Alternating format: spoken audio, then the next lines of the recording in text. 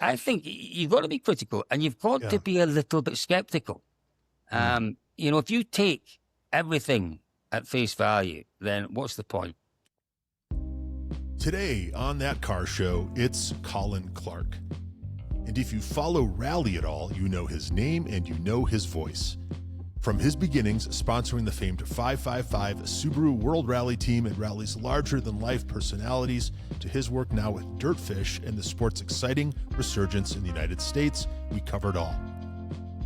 And if, like me, you don't know the first thing about Rally, that's okay too, because Colin's just a hell of a nice guy, and his enthusiasm for the sport will turn you into a fan by the end of the episode. It's Colin Clark, the voice of Rally, and it's That Car Show.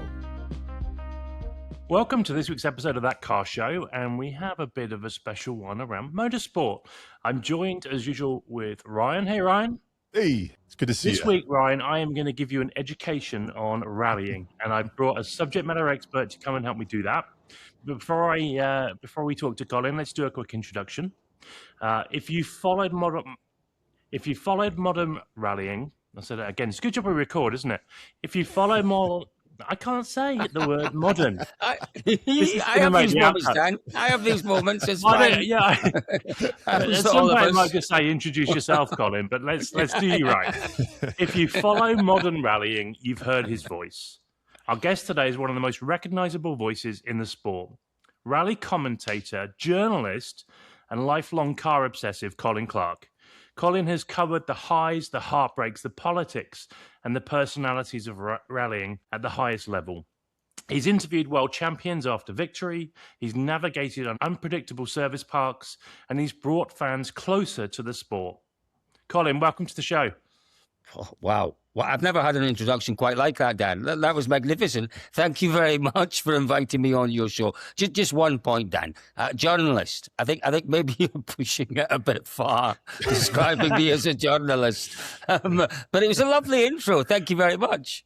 Have you seen those LinkedIn posts that say what you did and then what you put on LinkedIn? So it's almost like I made a cup of tea, but in essence, I conducted a scientific experiment where I boiled water to a point and then applied a third-party material to that water to create. So anyway, we're available for any intros if you ever need us, Colin. Yeah, well done. I love that. No, I just always feel guilty. I mean, a journalist is I get called a journalist a lot, but, I'm not a journalist. You train to be a journalist, and journalists have particular skills. My biggest skill is that I've always got an opinion. and I'm not sure that qualifies me as a journalist. That's the most important part. Yeah. Right.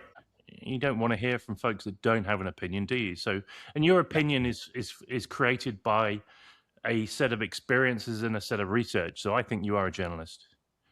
Yeah, that's fair enough. And I guess, I'm quite fortunate in that my experiences in rallying, certainly from the media side of things, cover both sides. I started off in rallying on the other side as a sponsor. I was in charge of the 555 sponsorship of the Subaru World Rally team in its second iteration in the early 2000s. So I've kind of seen it from both sides. I've seen it from the sponsor side, and I've seen it from obviously the media side, the presenter, the commentator, the inverted commas journalistic side of it. I've seen as well. So yeah, I guess it is a reasonably unique set of experiences that I have in it, and I always think it does qualify me to comment on what's going on in the sport. Yeah. Very much so. Now, Ryan, I know we were talking about the word rally, and it gets used in so many different ways, doesn't it? It does. So, Colin, how would you describe, I guess, what I would call the noble sport of rally? Rallying is the purest form of motorsport in my books. These are cars that you can more or less buy in the showroom on the Monday morning. Okay, there's the argument with the space frames at the very highest level. We've moved away from that. But we're on proper roads where we don't have armcos, we don't have sand traps, we don't have runoffs. It is man and machine against the elements, the roads. And I think that is the absolute purest form of motorsport. When we see road racing on motorbikes, well, it doesn't really get much more real for bikes. Well, this is the same thing, I suppose, for cars. And do you know what? This is the interesting thing for me, Ryan, is you're a big, obviously, motoring person. You're deeply involved in cars and in motorsport. And I wonder why rallying has struggled to take off in America. Because for me, it's so well suited for the Americans. There's adventure, there's excitement, there's drama, there's big cars with big engines, there's jeopardy, there's everything you could want, as an American kind of motorsport fan. But it struggles to get any traction. I wonder why that is, Ryan. I don't know, because it is great racing and there's a little bit of everything. And I think the level of skill is arguably much higher than other forms of racing. And I think it's so social media friendly too, right? I mean, it's made for like 2026, right? I don't know. I don't know. Maybe we have a spoil of riches here in the States, right? And you know what? Yeah. But you've absolutely hit it on the head with the social media friendly side of things. And I'm sure we'll get onto this as we talk a bit further. But there's a lot of discussion, a lot of debate, a lot of controversy over the promotion of the sport just now, and we're just in the process of changing promoters. And for a sport that is so ripe for the picking when it comes to social media, we let ourselves down badly, and and that comes from the very top. We, a company I work for, Dirtfish, we do a fantastic job of it.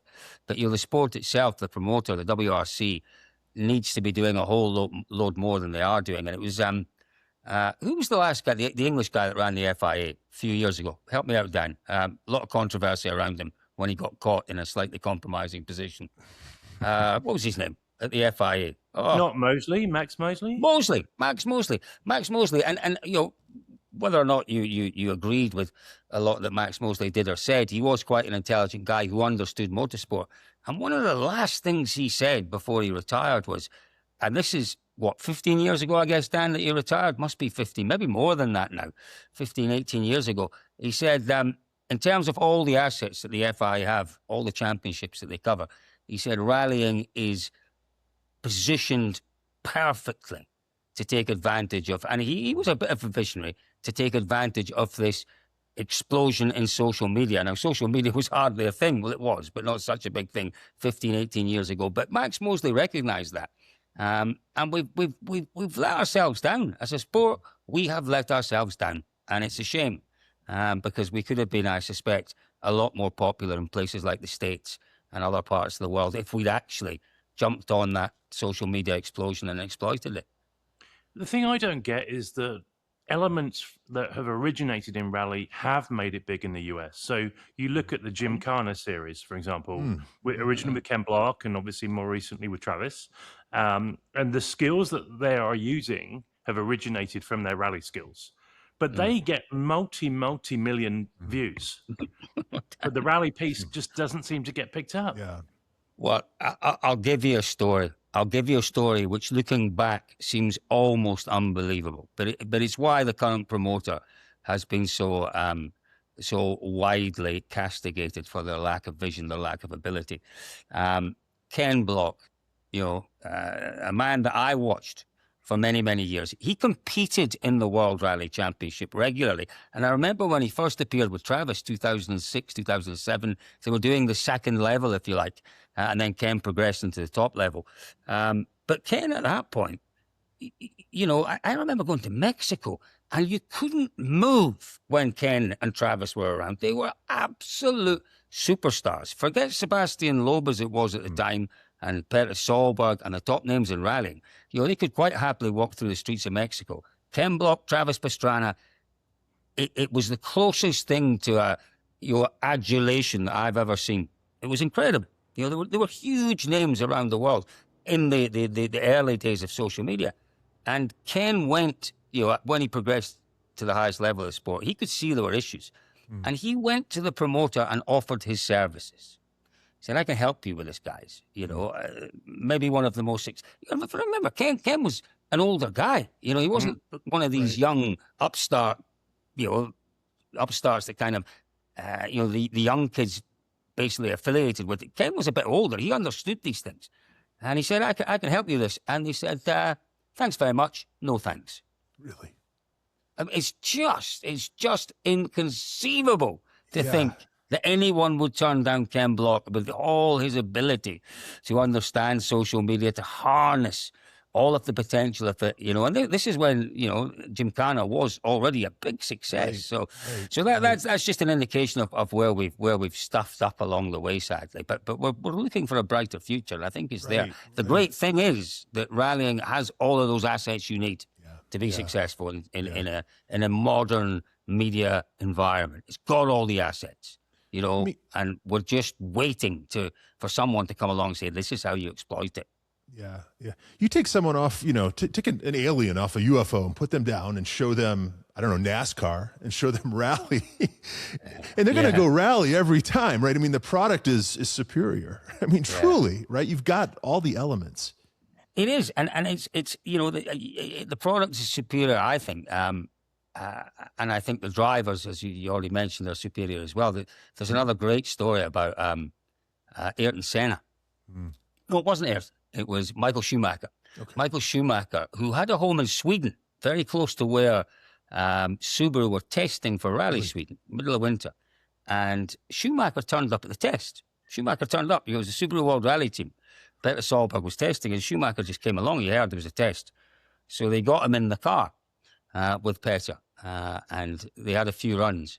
And apparently Michael got out of the car and said, there is no way in the world that I could do what you are doing. Really? He said, but I fully suspect that you can do what I'm doing. That's what he said to Peter Solberg. Wow. So from maybe the greatest Formula One driver that there's ever been, it shows the level of kind of appreciation that these guys have of what the rally drivers are doing. But yeah, it is odd. But do you know, I think it's such a cultural thing with the States. You guys love social occasions, quite clearly, and you love sporting social occasions. Yeah. And something like NASCAR or any of your big roundy races, it just offers a great social sporting occasion, doesn't it? Yeah, Rallying is a little bit different. It's more adventurous. It's more smaller groups. You've got to get out into the forest, and you're always on the move. You're always chasing the cars. Remember, Dan, that event we did, always chasing the cars around the countryside. It's not such I'm not saying it's not social, because it is social. The weekend in Sweden, I was in a spectator area, and there was so much fun being had there. It was nuts. But maybe not quite the sort of social environment that American motorsport fans are looking for. But I think you can learn, Ryan. I think you can learn. I think we can teach you, and we can help you learn.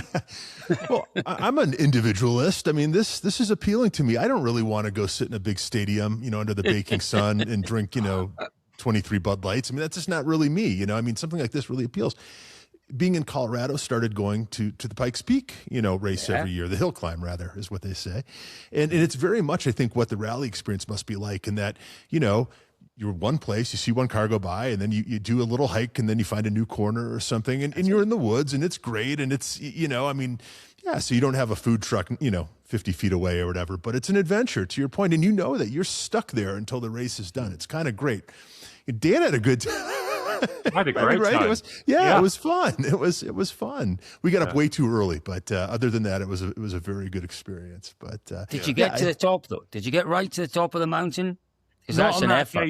No, but been before. Done it before, but on that occasion we stayed at the bottom because you could get access to the service park. You could actually talk to the drivers.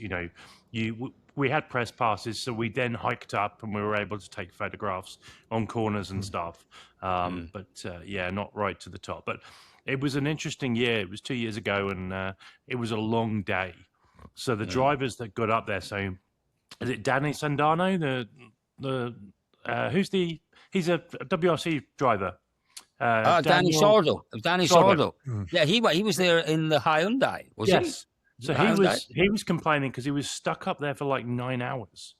I spoke to him briefly at Goodwood afterwards, and he was like, I was there for 9 hours at the top, and there was nothing to do. But the actual spectating of watching it is awesome.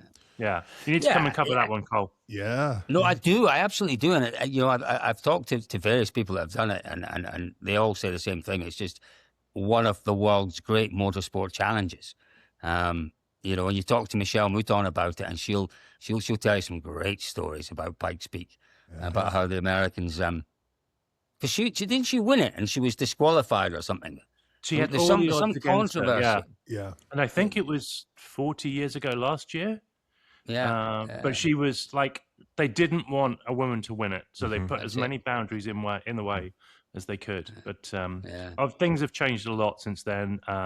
Amelia Hartford did very well last year, I think, Ryan. Wow. Yeah. Lonnie Unser has done very Lonnie well. Unser. Last The few Unsers. years. So what are the cars they're using? I mean, I'm thinking back to the days where Monster Tajima used to do it in a ridiculous Suzuki with like 1,000 horsepower, and that Peugeot they made for Sebastian Loeb to drive up the hill.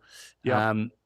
Are they one-off designs? They're one-off builds these days? It's, I think, the most diverse group of cars you'll ever see at a single event, because there is homebrew stuff. That's like the most amazing part about Pikes Peak, right? It's families. It's fathers and sons and grandfathers and granddaughters and things, and they're running stuff they've built literally in their barn. And then you mentioned Hyundai and these factory teams where they're all in the matching outfits, and they're fielding 8 cars or whatever, and the EVs are a big part of it now. But you have pickup trucks from the 1950s with 900 horsepower and a big stack sticking out of the front hood, right? And the next car is a 240 SX, right? That's struggling to at the higher altitude. So it's a mix. I think as far as what's been winning recently, it's a lot of EV stuff, right? I mean, Ford very famously ran that bread van thing a couple of years ago. And I've been in that. Have you really? Oh my God! What do they call that? It looks Is that like with Dumas? With Roman Dumas? No, I was in it with Manfred Stoll, and we did a stage of the Catalonia rally in Spain. So we went through before the rally cars came through. It was the most bizarre experience. It looked to me like the Scooby-Doo van, and that's what I called it. That's a very similar profile. It looked like the Scooby-Doo van, but I mean, what did it have? It had 1,000+ horsepower. And it made me feel quite sick, I have to say. It was a strange experience. But we were actually following Michelle, because Michelle was the safety commander on the stage, and we were following her through the stage. And she did stop us at one point and say, "You just need to be a bit careful with this thing." And Manfred, who's a fabulous driver, he just let her get 7 or 8 corners in front, and then we floored it, and it was bonkers. Absolutely bonkers. Wow. A kind of experience that you get out of and go, yeah, did I enjoy that? I don't care, because it was a hell of an experience. You've had a few interesting experiences with professional drivers in cars, haven't you? Can you talk about any of them? Yeah. Look, I'm I was in the Disney park here today, and my favorite ride was the I can't remember what it's called, but it was in the kids part of Magic Kingdom, because it was a really gentle roller coaster. I'm not going on anything else. I'm the world's biggest coward. The world's biggest coward. But yeah, I had a crash a few years ago in a car with a guy in Australia called Brendan Reeves, and it was odd because I knew we were going to crash, and had a really uneasy feeling about this. And Brendan had been on to me all week about going with him. And he's a fabulous driver, one of the best drivers in Australia. And this section of road we were on, he'd driven it 8 or 9 times that morning without any problems. And we got in the car, and there's a video of me saying, I shouldn't be doing this. I've always said I'll never get into a little car again. And then 5 minutes later, we're up in the air at 90 miles an hour, spinning around, having smashed into a bank. And we got back, and my cameraman producer, I said to him, look, I knew we were going to crash. And he went, yeah, so did I. He said, I had the feeling as you drove off. he told me, and we could have had a little discussion, and we couldn't. But no, I've had a few like that where it's all been a little bit entertaining. But any of those things, whenever you get into a car with a professional driver, whatever type of car it is, you understand what they do, and it gives you such a better understanding. Particularly if like me, you're paid to commentate and you're paid to understand what's going on. The best way to understand is to get in a car. And I'm not suggesting the best way to understand is to have a crash. Maybe not ideal, but no, I've been lucky over the years. I've been in some cars with some of the world's best drivers, and I wouldn't say I've enjoyed every minute of it, because I am a coward, but I've appreciated every minute of it. Yeah. I read somewhere, Colin, that you say that you have the best job in the world, and I tend to believe that. But how did this all start? I mean, for you, go way back. What's your path? I am fortunate, Ryan, in that I have seen the other side. I did work in corporate life for 12 years, working for a tobacco company. I worked in marketing, then I worked in promotion. I moved from brand marketing for a tobacco company into promotion. And we, as part of our promotion portfolio, we were involved in sponsorship. And we sponsored, for example, it was at the time where we had our own Formula One team. So it was the BAR Formula One team. And remember, we had that ridiculous car with the split livery that was zipped up the middle with the 555. Yeah, it was at that time, so the 90s. 555 one side and Lucky Strike on the other side. So we as a company, we had our own Formula One team. I don't think this is protected information. I think it's well known. But in the first 3 years of that project, we spent $1 billion. $1 billion. And achieved nothing. Absolutely nothing. So basically what happened was the boss, the big boss of BAT, the big marketing director, there's a guy called David Richards. Have you come across David, Ryan? David Richards runs a company.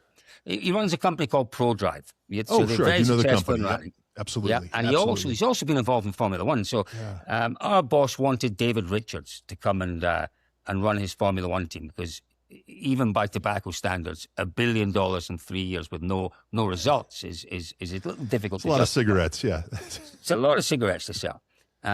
So David Richards, who had the Subaru World Rally team at the time, he said, yeah, I'll quite happily come and run your Formula One team. And he took the whole of the rally team, so the sporting director, the marketing director, the sales director, the engineers, took them all, moved them to Banbury, which is where the Formula One team was based. And went out to dinner with Rimaszewski, the head of BAT. And Rimaszewski's, quite a big bluff bloke. He scared a lot of people. And he asked David whether everything was okay. And David said, yeah, fine. We're all set to go. Formula One team, all the people are in place. He said, but we've got a small problem with the rally team. And apparently Rimaszewski turned around and said, what's rally? What's a rally team? Knew very little about it. David said, your biggest rival is looking to, they've offered us a lot of money to sponsor. And he said, it won't look right. It won't look right if your biggest rival sponsors the rally team and I'm working for your Formula One team. And Rimaszewski said, well, how much? How much? And the story goes that Richard said, well, it's a 3-year deal and it's $5 million.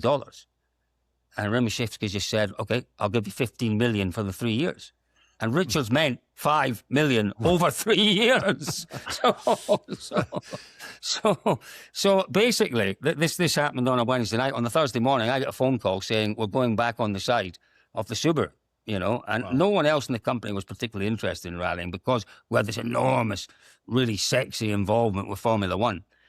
So I'm told it was very late in December. We're going back on the side of the Subaru. And we're launching in Monte Carlo in a few weeks' time. And at the time I had an interest in all motorsports, but not a particular passion for rallying. But I went to Monte Carlo, set it all up. We got going with internal kind of launch and then the external launch. And I turned up and my first morning was in a helicopter at Monte Carlo. I've never been in a helicopter in my life. And as I've already said, I'm a complete coward. And we're bumping our way up the Col de Turin, and I'm thinking, I want out. This isn't fun, I really want out. And there's a little Irish guy next to me. And he's going, you'll be all right. You'll be fine. Don't worry about it. A little old Irishman. So you'll be absolutely fine. He says, it's your first time. I said, first time at a helicopter, first time at a rally. And he starts telling me all about the rally and starts telling me a lot about the Monte Carlo rally, about the cars.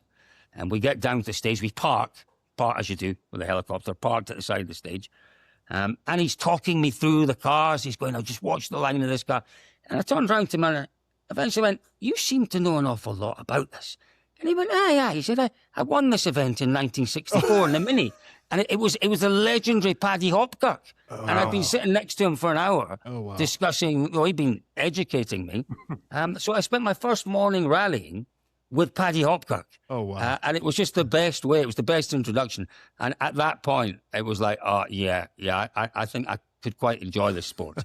And and we went about a year. Then the UK government banned tobacco sponsorship, so I left, took my redundancy, and then started missing rallying after about a year of being redundant. And I set up a website selling motorsport ringtones. You boys are probably just about old enough to remember ringtones. Sure. And people were making a lot of money from ringtones, and I was going to become a ringtone millionaire. I love it. I had this brilliant idea. It was speedtones.com. Right, so if you were a fan of Peter Solberg, if you were a fan of Jacques Villeneuve, you could have the sound of his car as your ringtone. What could go wrong? Brilliant idea, instant millionaire. It didn't quite work out like that, but I needed to record some sounds. So I went to a rally, and a friend of mine said, "Well, borrow some equipment from the guy who does the radio. He's got some really good sound equipment."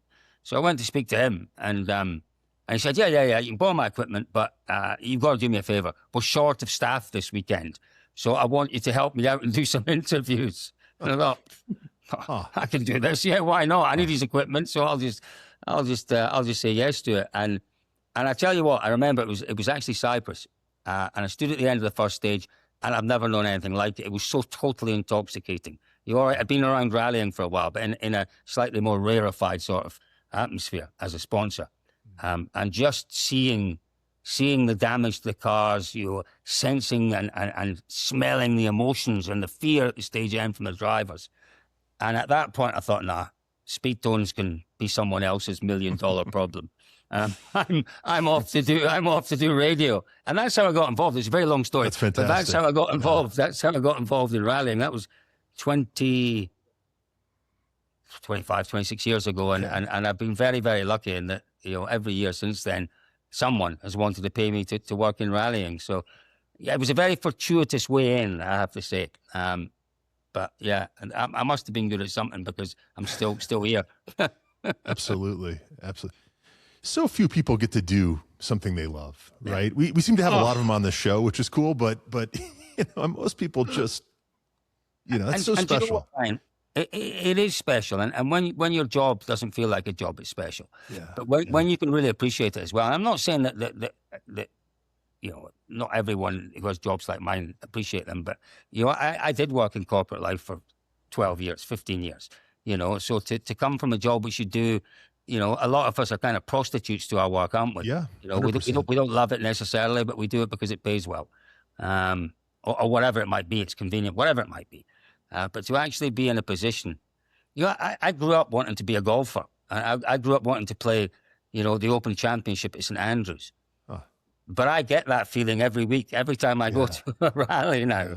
I get that. I'm in a position where I'm part of what I think is the greatest motorsport in the world, and I'm privileged to be able to talk to the drivers, to talk to the fans, the team bosses, and it's like that. It's like playing in the Open or the Masters every time I go to a rally. I get that kind of buzz. It's wonderful.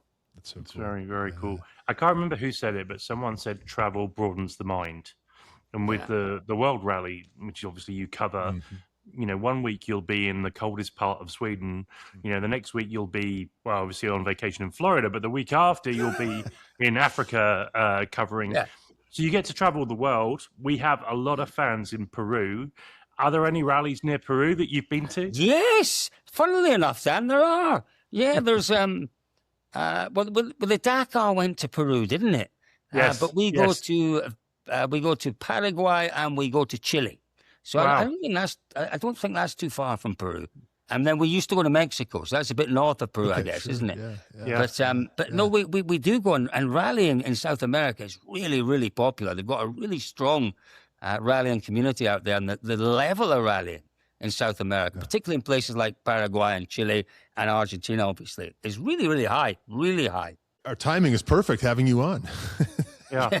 So let's do a quick shout out to everyone in Peru, because we are number one in the automotive podcast in Peru. So we're not quite there for the US yet, but I believe that Peru is always a leading edge listening group.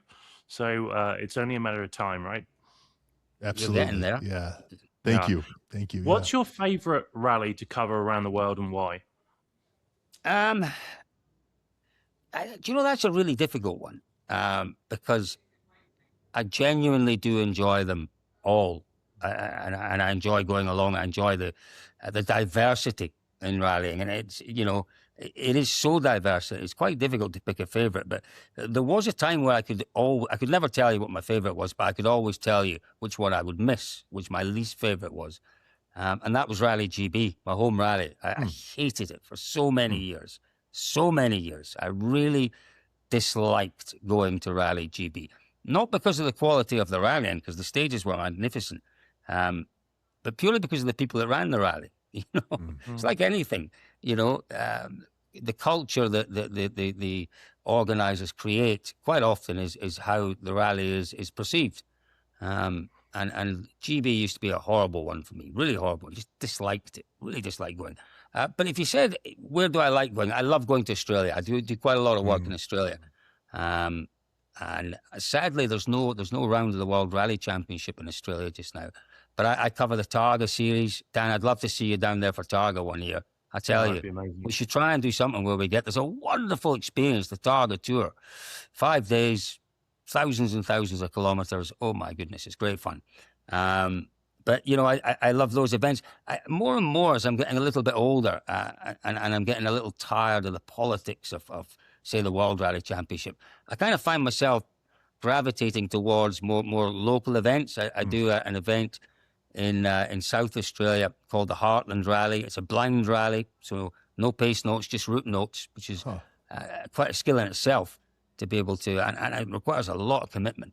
But that's 550 Ks over 2 days of just in the Australian outback, and it's astonishing. Just a great community. It's a great leveler. You're sitting around the campsite in the evening, and the bloke across there's just sold his business for $1.5 billion. The guy next to you works for $10 an hour, and they're all sitting having a beer and a chat and talking about shared experiences. And I love that. I love getting back to the grassroots of rallying, the basics, and it just reminds me what's great about the sport.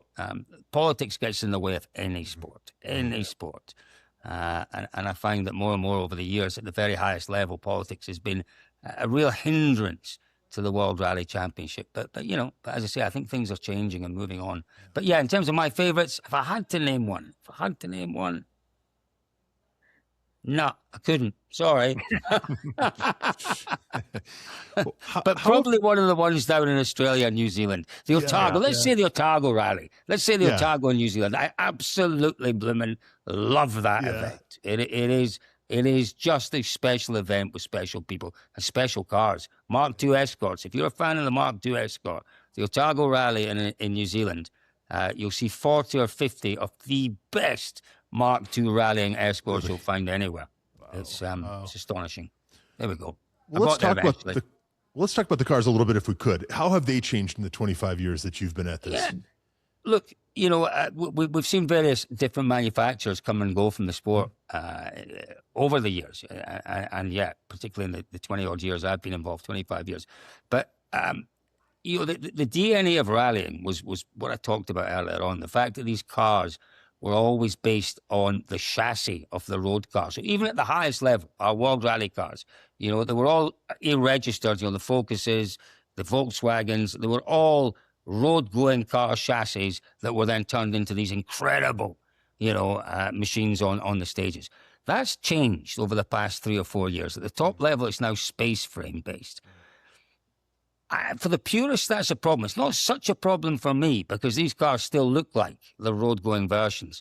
But we've been slightly held back, I think, by when we had the chassis. It was certain segments within the motoring industry. So we were talking about Volkswagen Polos, we were talking about Ford Fiestas, we were talking Citroen DS3s. These are small cars and very specific to certain markets. With space frame, the manufacturers can put whatever they like on it. If you want to put a Ram 500 into a World Rally car, you can do it, right? You can do it. It'll look blooming strange. The aerodynamics might not be great, but you can do it. You can do it. So the biggest change has been this shift towards at the top level space frame chassis, and that's been a bit of an issue for the absolute purists. But as I say, for me, it's not an issue.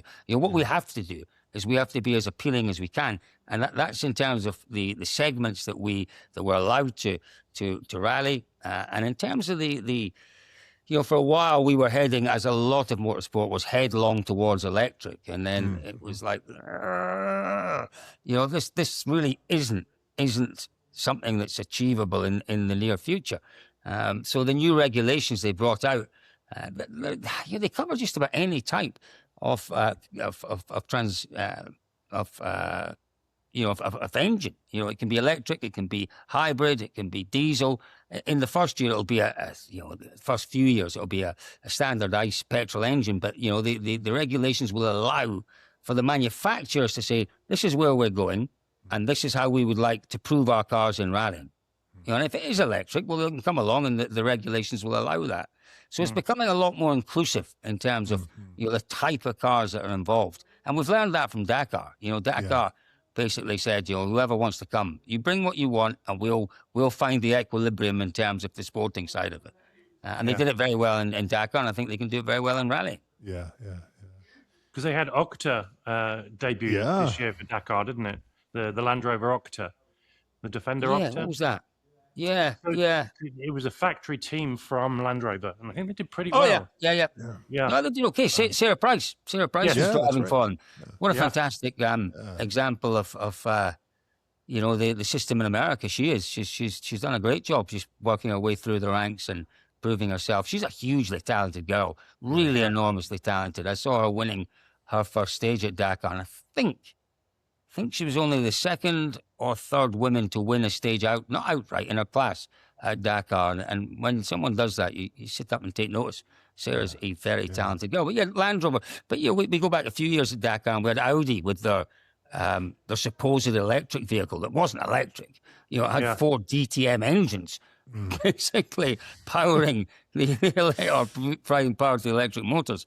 But Audi wanted to run Dakar as a marketing and, I guess, an engineering experiment, and the Dakar organizer said, bring it in, and we'll find a way of not so much balance of performance, but or equalization of technology, but we'll find a way of making it all fair, and it worked. Yeah. You talked a bit about the cars going to space frame and this kind of thing. Something Dan and I have talked about is the cars being based on the cars that, you knew growing up. And we didn't have that here in the States, right? A lot of these cars were foreign to us, right? So I think that's changed. I think every 10th car here in Colorado anymore is a WRX, right? Is that right? But it probably isn't. It's probably a Forester, but there are a lot of them, right? I feel like that as sort of a climate has changed where we now know the cars, right? We now know the cars. But Dan talks about what was the car you lusted after as a kid? Was it I think we had it was the Mercure, but it was the old Sierra Cosworth and the Sierra Cosworth, and it just we just didn't we just grew up with different stuff too, But that's so important though, isn't it? And I guess that could be part of the reason, a good part of the reason why maybe rallying hasn't quite as yet taken off in the States. There has to be something that's recognizable and desirable there, doesn't it? We were running the Fiestas for years, and did you ever have the Fiestas in the States? We did. I don't think it was the same car. We had a little 3-cylinder in the 90s, right, which was kind of the bottom barrel, tiny little thing. I don't think we ever really had the good Fiestas. But until recently, until with the SD and all that. So there's rumors that next year there may be a WRC round in the US. Do you think that's going to happen? Yeah, look, it's enormously important. I mean, how can you have a top-level worldwide competition without the US? Well, unless it's baseball or American football. I was watching the Seahawks won the Super Bowl the other week, and there was a bus that went through the center of Seattle. And sorry, I'll come back in a minute, but this is important to me because the front of this bus had Seattle Seahawks, world champions. They'd won the Super Bowl, but no other country was allowed to enter. Yeah. But going back to your point, sorry, Colin. But that's an interesting concept, isn't it? How you can be world champions. An interesting concept, for another day, a debate for another day. I can't remember what I was saying now, Dan. No, we were talking about whether it comes to Chattanooga, Tennessee. Yeah, Chattanooga. Yeah, look, last time we were in the States was the Olympus Rally, and that was, 30 years ago? I don't know. It was a long, long time ago. and we were never in the States on a regular basis. It's a project that's been ongoing for many, many years. And I love rallying in America, but there are issues. There are issues with, obviously, the geography. You run a championship in Britain, and the most you're going to have to do is drive 500 miles to get to an event. You've got guys that are driving 3,500 miles across America from one event to the other. The level of rallying and the championship in the States, it's taken a little while to build it and to build it up to a level that could then perhaps translate into a round of the World Rally Championship. But there have been some really big efforts from some very talented people to find the right place to rally in the States. That's another big issue. To find the team to put the rally on, maybe even a bigger issue. And then to find a way to sell that to Americans. And it's looking really positive. There's a really strong team that have been put together by, crumbs, I forget the guy's name. You might know his name, Dan. The guy who's heading up the whole thing. Is Lance involved with it?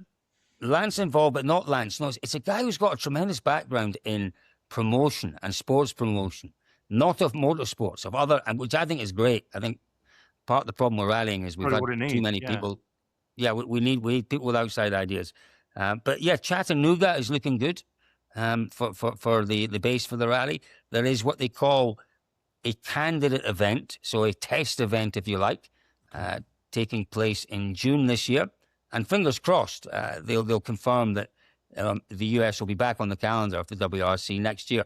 And that'll be the first time in 30 plus years. And it'll be exciting just to see, how well it's received. And then what the legacy is. There needs to be a legacy. And the legacy for me has to be rallying in America and the growth and the strength of the American Rally Championship. And I'm hoping that a lot of positives come out of the WRC coming to America. But we have to be there. Goodness me, we've got Hyundai, or however you guys say it. I say it differently from most other Scots people, so I don't know how you pronounce Hyundai. But you've got Hyundai big in the US. Ford, obviously enormous. We've got other manufacturers looking to come into the championship. If we've got around in America, it really does strengthen that proposition for them as well. So it's so important that we come to America, and it's so important that when we do come to America, we get it right and we do it properly. I'm excited. I'm excited already by it. Absolutely. So, Colin, you're an American like me. You're coming. You're showing up. Brian, sorry, mate. You're coming. I would love to. You're number one on my VIP list. You're coming. That has never happened to me in my life, so I will be there. I appreciate that. So, what am I looking for when I come? What am I watching out for? What do I need to know? Break it down for me. Okay. So, number one, it's fun and it's an adventure. So, for me, there's a tremendous movement in young people away from this data kind of electronic, they want to find something they can get into that doesn't involve them sitting on their phones all day or whatever. And rallying is a great opportunity for like-minded people to get out into the countryside, to discover. I've discovered some of the most beautiful places in Scotland, where I come from, through rallying. It's an opportunity for folk who are in that area to go out and to find parts of the countryside that perhaps they didn't even know existed. And then to get yourself in a position where you can actually sit and appreciate on roads that you'd look at and go, I'm not even sure I want to drive that road. To watch cars coming down those roads at 100, 110 mile an hour is the biggest thrill. And part of the fun, it's a 3-day event, might even be a 3.5-day event. It's about getting out. It's about, getting the maps, getting hold of maps, not Google Maps, but getting hold of proper maps and planning your route, planning your weekend, planning who you want to see, and getting out there and making a week of it and just enjoying the absolute adventure. And here's the great thing. You get to the service park, wherever that might be, and they're not going to keep you 50 feet, 100 feet, 200 feet from the cars and the drivers. You will practically be able to touch the mechanics as they're servicing the cars. You will walk through the service park with the greatest drivers in the world walking through. It is such a real sport. There's nothing... there's nothing pretentious or poncy or stuck up about rallying. It's a proper sport. And then at the end of the evening, you can go and hopefully watch them going around the streets of Chattanooga and have a few beers or a glass of wine. Does it get any better? I'm not sure it does get any better than that. Yeah. No, yeah. I don't think it does. And just as a public service announcement, if you do go to one of these rallies, please don't touch any of the mechanics. They don't like it. That's not what I hear, Dan. Some of them are planning to do, but that's a different story for another day. That's another podcast. You're a bit of a celebrity in the paddocks, though, Cole. So, maybe they treat it differently when you touch them. Well, yeah, no, but it's a great event. But if you do go along, and I think there'll be a lot of rally newbies going along, and it is really, really important just to familiarise yourself with the safety issues, because you'll go to places where there are no fences, there are no paddocks, you will be on your own. You'll be free spectating. How great is that? Free spectating. But you need to be careful. It can be a dangerous sport. Cars can do very, very unpredictable things. So, I would just ask that anyone going along just familiarises themselves with the basics. Never stand on the outside of a corner.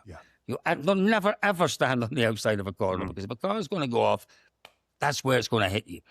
Just be aware if it's gravel, which it will be, rocks. I've been hit in the head, taking what I think are the greatest photographs. And then bang, you get hit in the middle of the head by a rock.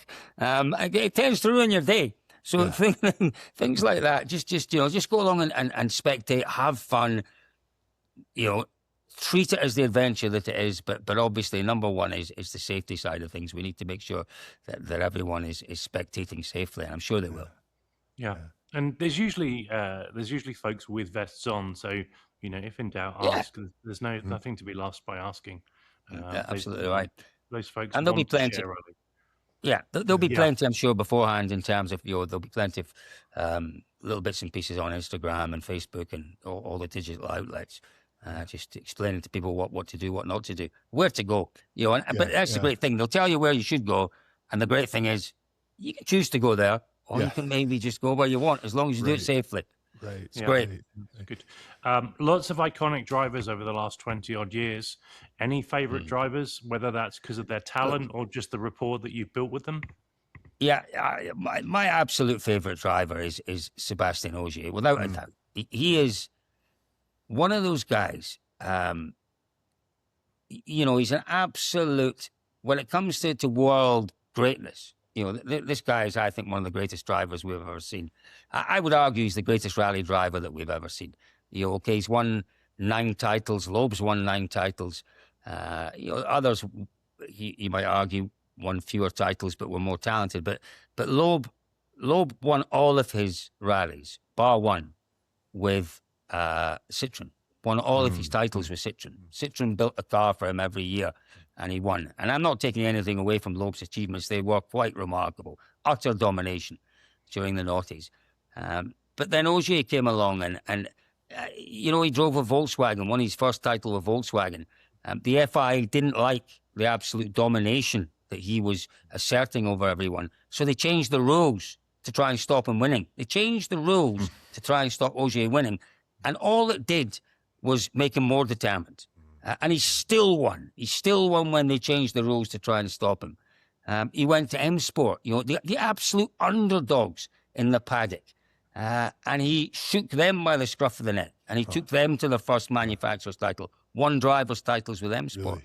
Went back to Citroën, had a bit of a torrid time there, but went to Toyota, won a title or 2, I think, with one title with Toyota. Might have been 2, I can't remember. Then he retired, came back part-time last year and won the championship as a part-time driver. Wow. I mean, and on top of that, he was never, for me, he reminds me a lot. I said earlier I was a golfer. He reminded me of a lot of, when he was focused, his focus was purely on driving and winning.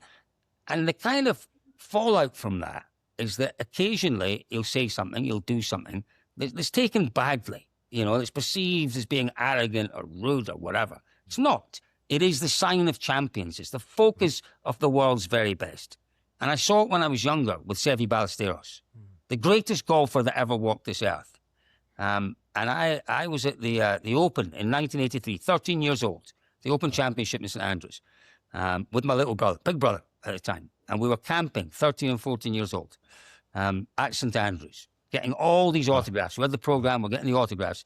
Ballesteros, we followed him during the practice. We followed him all day, trying to get his autograph. And he, in his Spanish, said, no. End of the round, back of the clubhouse. I will, and dismissed everyone. So, me and our little army of little friends that I'd made all went to the back of the clubhouse. Who walks out first? Arnold Palmer. Oh. Arnold Palmer walks out. The back of the clubhouse on the 18th Green at St Andrews. And he spent 45 minutes signing autographs, talking to all the kids. Seve appears, having promised all these kids he was going to sign the autographs. Jumped in his car and drove off. And at the time, I thought, what a... at 13 years old, I thought, what a nasty piece of work. Yeah. Who won the Open that year? Ballesteros. Who's the greatest golfer that ever walked this earth? Ballesteros. The nicest golfer that ever walked this earth? Quite possibly Ballesteros. But in that moment, he was a tosser. He really was. But because we didn't understand, we don't walk in the footsteps or the shoes of these people. We don't understand what it takes to be a world champion. It was the same with Sébastien Ogier. People criticised him because he seemed as if he was rude, as if he was arrogant, as if some of the things he did were unsporting. No, all of that made him what he was and what he is. An absolute ruthless world champion. And those of us who haven't been world champions, can't criticise that sort of behaviour. Because that's what it takes for a kid who didn't come from money, from a kid who didn't come from privilege, from a kid who had to win every step of the way. One loss, and he wasn't going to be world champion. He had to win. You just can't imagine what that takes. And what that takes is, I guess, is a single-mindedness. So I've always loved them. I've always absolutely loved them. And one of the stories that I tell when it's not. I don't have to defend him, and I don't defend him, because he doesn't need defending. He his record kind of speaks for itself. But we were in Mexico. So the winner of Rally Mexico gets a pair of cowboy boots, supposedly handmade cowboy boots, and it was the Sunday of Rally Mexico, and unusually, it started at the Super Special, which was just outside Leon. And there was no one there. There was absolutely no one there. And the drivers turned up early, and I was doing radio. And I was chatting away to them, and there was Chris Meek, there was one or two others. And Ogier was there. And we were chatting, and he was leading by about 2 minutes. And I said, Seb, this will be your 5th pair of cowboy boots. And he went, he said, my wife won't let me bring them home because they smell. He said, I've got these 4 pairs that I've never worn sitting in the cupboard at home, and the smell of this new leather is doing her head in. They absolutely smell. I said, well, I'll tell you what, Seb. I said, I've got a pair I'd bought the year before for about $30. I'd bought a pair of pink patent leather cowboy boots in Leon, which I wore twice because you can't wear them in where I live in the Midlands of England. I wore them twice. I loved them, and I owned them for a couple of occasions. I said, Seb, I've got this pair of pink cowboy boots. I tell you what, they don't smell. If you win today, I'll swap them with you. Forgot all about it. 2 rallies later, we're in Sardinia, and I'd gone into the Volkswagen hospitality area for dinner, and the drivers are there and the team are there, and you leave the drivers alone in the evening. You tend not to go near them. You just leave them alone. And he's beckoning me across, and I'm going, oh, what have I said? What have I done today? What have I said? And I'm racking my brain because I'm doing radio at the time thinking, have I been critical? Have I said something controversial? I'm thinking, oh, God. So over I went to his table, and he gets his bag man, and he says, go and get that bag that I brought in earlier on. And he comes out with this carrier bag, and it's got the winner's cowboy boots in it. And he goes, there you are, Colin. I promised you these. You can have them. Fantastic. And I went, I haven't got the pink ones for you, Seb. And he went, Colin, I don't want the pink ones. You can keep those. But that's the guy he is. He remembered that conversation. So I own a pair of winner's cowboy boots from Rally Mexico. Yeah. He had no need whatsoever to do that. But the sort of guy he is, he remembered. He brought them with him to a rally 2 rallies later. And I love him. I absolutely blooming love him. He's a special champion. That's cool. I did want to just touch on something you said around, these drivers being misunderstood and being very focused. But in your day job, you have got to get the best story out of that driver, and they may not want to talk to you. Now, obviously, over time, you build up relationships. You know who they are. They know who you are. But how do you do that when they are probably so focused on whatever the next stage is ahead, but you have to get that story? Yeah, when I say that some of them are focused, that happens very rarely. Even though Seb was ultra focused, unless you asked him something silly, he would always give you an answer. He was very polite. He was very courteous. You had to be winding him up for him to be, a bit difficult with you. But, there's one driver, a guy called Oik Tanak, who was a world champion in 2019, Estonian, again, the most focused and driven man, but also sometimes quite unpleasant to talk to. And you just have to persevere, Dan. You just have to persevere, and you have to understand when there might be an occasion where you just got to let them be. You've just got to let them be. It is quite a small community, the rallying community, and you more than anything, the drivers have to trust you. If you lose the trust of the drivers, they just won't speak to you. They just won't speak to you. If you try and stitch them up, you'll only do it once, and you'll never talk to them again. Yeah. So it is about you. It is just about I'm reasonably not flippant isn't the word, but I like to have a bit of a laugh. I like to have a bit of a joke. I like to talk about things that other interviewers don't talk about. And I think the majority of drivers appreciate that and they enjoy it. Most of these kids these days that are coming through are very savvy. They're very social media savvy. They're very image savvy. And they understand the value of communicating with people like me and having a bit of a laugh and showing the sport for what it is, which is real. It's fun. Yes, it's the most challenging, the most difficult, the most one of the most dangerous forms of motorsport. But these are real kids. These are real men and women who are taking part, and they want to be seen that way. So they do appreciate it when you can be a little irreverent with them at times. Sure. I like that. I know how to ask the right questions at the right time. I know how to be hard. I know how to pick up on someone who is bullshitting. If you like. Yeah. And there are times where they're not telling the truth, but you let it go. You let it go. And there are times when they're not, and it's your job, it is your duty to actually find out what's going on behind the top line answer that they're giving you. If you just accept the top line answer all the time, then you have no integrity as a pundit. You have no integrity as an interviewer. And I think picking that time, picking those moments to be asking the hard questions, I think the drivers appreciate that. I really do. I really do. I think they know that they're not always going to get it from me, but they know if they want to try and pull the wool over my eyes, I'm going to ask questions. I'm going to ask hard questions. And it takes a bit to build that rapport up to that situation where you can ask those questions and still have a chat and a laugh with them the next morning.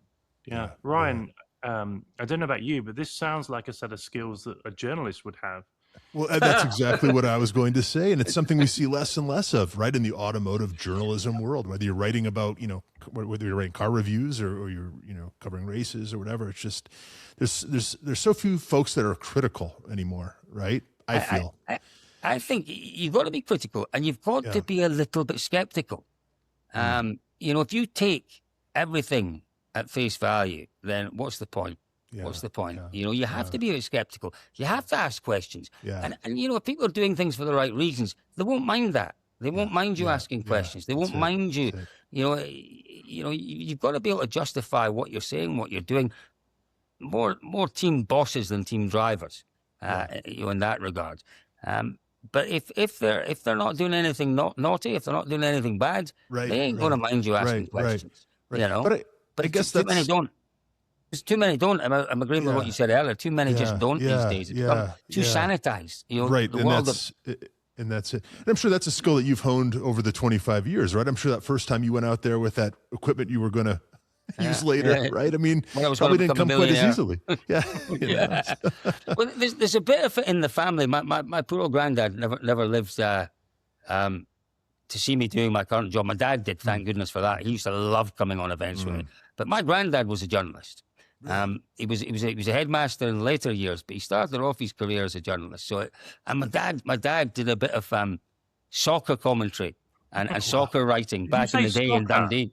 Yeah, Well, yeah, who are soccer. you? I'm not familiar with this sport. Dan, I'm really sorry, Dan. I'm saying soccer just because you talked about some strange sport called football where they never use their feet. I don't get that. No, there's a couple of things since living over here. Firstly, no one calls it football over here, and that is just highly frustrating. People don't know the plural of Lego over here, so the plural of Lego is Lego, not Legos. And finally, it's pronounced Jaguar, not Jaguar. Sorry, I'll get off my high horse at this point. Yeah. Do you know what, Dan? You're choosing to live here, so you might have to adapt, mate. You might, Right. advice, you might Tell us have about to. soccer commentary and journalism. No, it's there in the family a little bit. So Yeah. so there's there was maybe some sort of DNA in me somewhere that, or maybe I'm just maybe I'm just a bit of a nosy bugger at times. I think that's probably more likely what it is. I think it's what you do has got to be one of the most difficult professions. Dan knows this, but I had an opportunity to commentate a race at Laguna Seca a couple of years ago. One of the historics races. Should be easy, right? Well, I get up there and it's the, what was it? The Andretti Classic era. Formula One, wasn't it? F1 cars, which I know nothing about, right? And it was the most tense and sort of stressful, 20 minutes of my life, but I'm so glad I did it. I'm so glad I did it. But I don't know how someone does that, for 20, races, or does that day in and day out, because you're walking such a fine line. You have to be honest. You have to be critical. You don't want to piss anyone off, right? You don't want to make a mistake because your credibility's out the window. It is such a fine line. How do you get up and do that, every day? Back in the day. So when I started up until, around about 8 years ago, it was radio. Radio is what I did. Yeah. And radio with rallying was a very particular skill.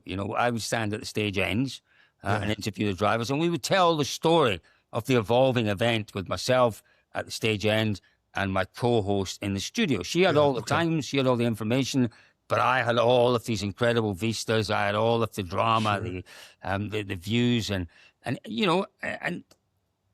a lot of that was about just conveying to people back home the atmosphere.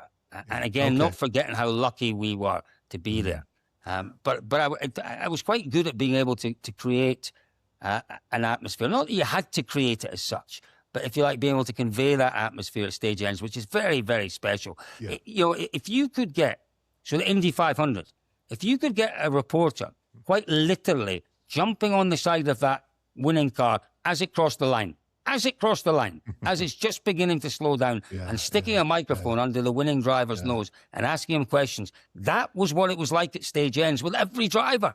They'd literally, 10 seconds before, they'd come around the corner at 120 mile an hour, putting their life on the line. They brake, they come to a stop, and I'm there waiting to interview them. Oh my God. How special is that? Yeah, incredible. But it wasn't difficult to tell stories. It wasn't difficult to build it up. What was difficult was trying to remember all the facts. And in the days of, everything is in my head, and you've got people saying, "Oh, you got that wrong." But that's nice and easy when you can sit in front of your computer and go and research, X, Y, and Z.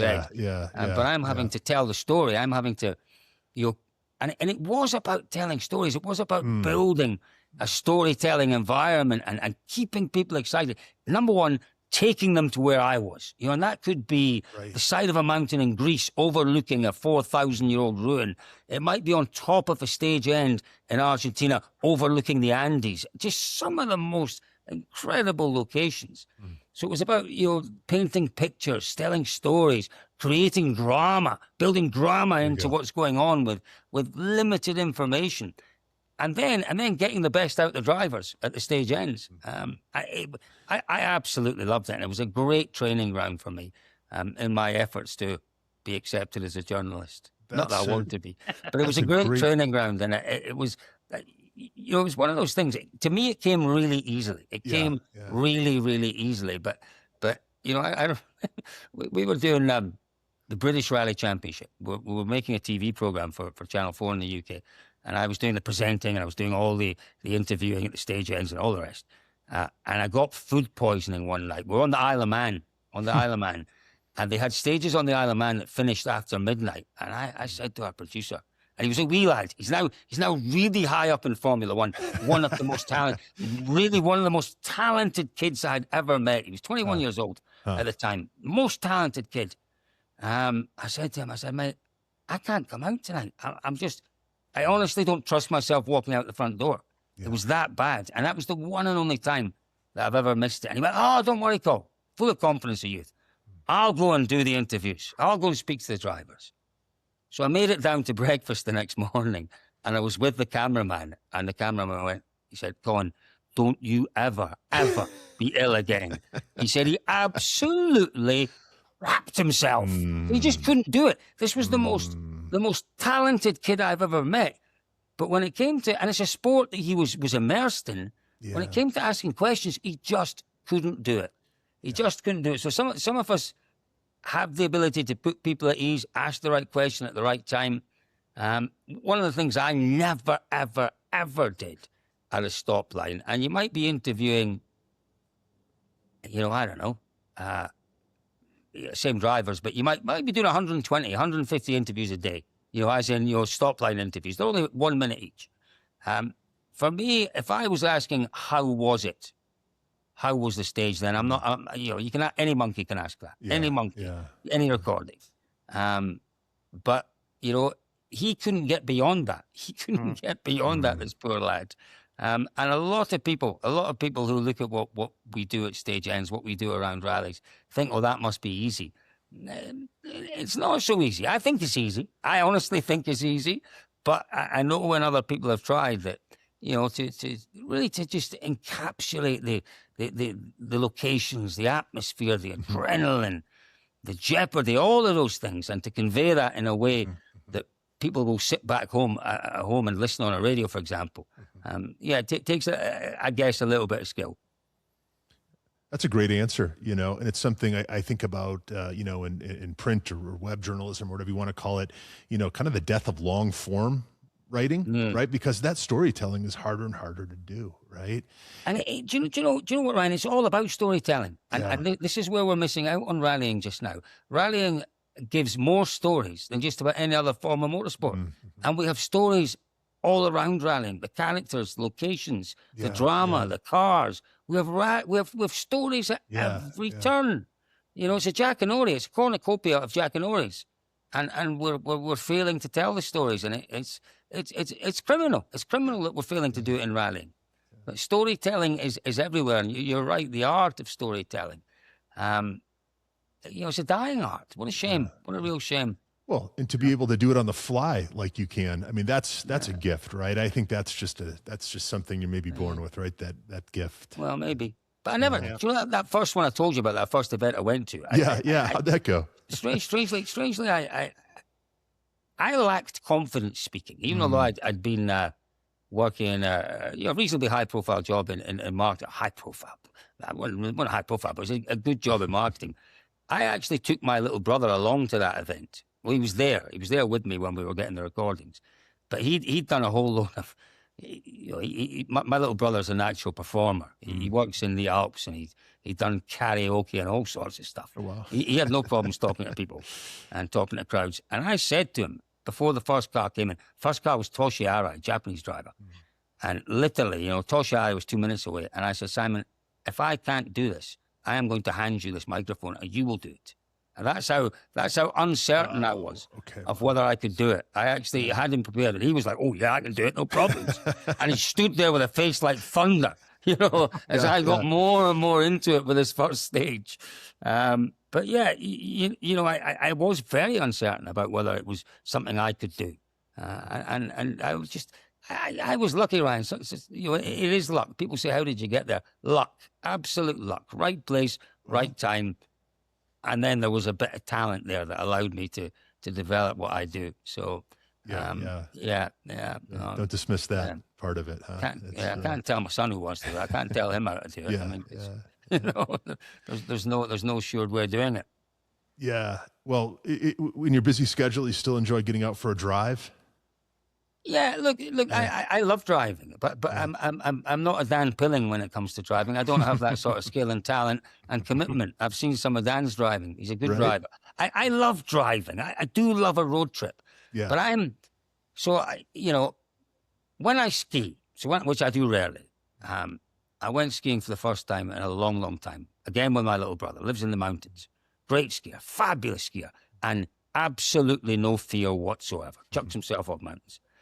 And he said that as I went down, he said, Colin, you can tell you've not skied for a long time because you look like Lady Di when you're skiing down there. And that's what I like. I like that nice kind of controlled, legs together, nice. I know the control. picture. That's the funny part. Yeah. Well, yeah. So it was that real control. Yeah, and that's exactly the same when I drive. I just like, I like taking lines. I like, the occasional little squirt of power. But I like to be in control and to be neat and to be tidy. It scares the crap out of me when I start driving fast. I scare myself. I once had a 964 911, which I bought when I retired from the tobacco company with the massive payment that they gave me. I wanted to buy. I tell you what, I wanted to buy. I wanted to buy an Alfa Romeo GTV Cup car. There were only 500 of them made. A beautiful thing, 3.2 litre, beautiful thing. And we went to look at one, and Dad said to me, Cole, it's a great car. You'll have a lot of fun if it's on the road. A lot of time it'll be in the garage, being fixed. He said, and in a year or two's time, it'll be worth half of what you pay for it. And he said, go and get a Porsche. And it was one of the best bits of advice he ever gave to me. So I thought, never thought about a Porsche, but a 964 911. And it was the best thing I have ever owned. I could drive it to the shops. I could drive it around town. If it was a straight line, it went like a rocket ship. I'm told it handled quite well, but I was never brave enough to throw it into corners. But I loved it. I loved the fact it was powerful, but it was poised, and it was a beautiful car to drive. But no, I'm not one that gets my kicks from tire squealing and the back end stepping out. Scares me. We've done 1 hour and 10 minutes without saying the P word. We were doing so well. So a regular theme on this show is that we're always talking about Porsches. So we had done so well up until this point. A long time ago, Dan, and when my kids are finished at school, maybe I'll treat myself to another one at some point. Yeah. They're just so good. What can you say? Look, but the thing is, Ryan, I'm again one of those people that over the years, cars have cost me a lot of money. I spend a lot of money on them. Sure. And then sell them for a lot less or, give them away. One of only 2 cars that I've ever owned that I've sold for more than I bought it for. Really? Yeah. So I paid £21,000 for that car and sold it 18 months later for 23,000. I think if I still owned it, it would be about 70 or 80,000 pounds. That's the truth. Thank you, Singer. Yeah, it's yeah. So but the other one, interestingly, was my second favorite brand. Yeah, a Saab 95 convertible. Paid 800 quid for it. Sold it for 850 quid. Awesome. Can't go wrong. I miss Saab. I miss those interesting cars, I loved it. It had a button. Yeah. It had a night mode button on it. That's right. Where you press the button and everything went dark apart from the speedo. That's right. So the Born speedo of in the Jets, middle, right? It was from the Jets. Exactly that. Yeah. It's great. I never treated the night mode as it should be treated. Bring back the Saab for sure. Yeah. What's next for you, Carl? What are you up to next?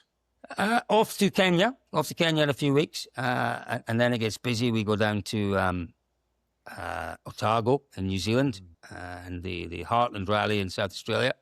It just gets busy. But it gets busy. I'd like to slow down a wee bit, but it's I mean, it's not like I'm going in to do a proper job every day. But it's a busy old time this time of year. Yeah. But Kenya, I love. We go and we rally amongst the giraffes and the baboons and the lions and the tigers. Or is it lions or tigers? We don't do lions and tigers. Someone like Dan will know. What is it? What is it we have in Africa, Dan? Is it lions? It's lions, isn't it? It's lions. Yeah, I think tigers are other places like India and stuff, aren't they? That's it. Yeah, no, and it's the most remarkable thing. I absolutely love. Cool. I love going to Kenya. Cool. So that's next on the agenda. Fun. Sounds fun. Yeah, it is always. Cool.